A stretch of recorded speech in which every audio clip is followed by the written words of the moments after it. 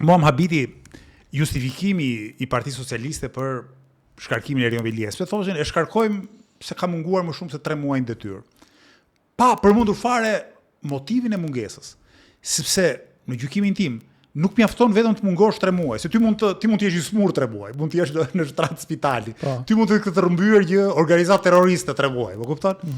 Pra, nuk mjafton vetëm të kesh munguar në detyrë, do duhet motivacioni i mungesës në detyrë për ta përligjur shkarkimin. Dhe Erion Velies do duhet të ishte shkarkuar që ditën e parë për shkak të akuzave që ka për korrupsion, për shkak të faktit që edhe më herët mbi fjala ka shkelur ligjin kur ka marrë vendime në vend të Këshillit Bashkiak. Pra ka pas shumë motive ligjore dhe politike dhe morale për shkarkimin e Erion Velies, ata kanë shkarkuar vetëm për mungesë në detyrë. Edhe me drejt pastaj nga burgu shkruan që ora nuk po mungoj prej qefit, më kupton?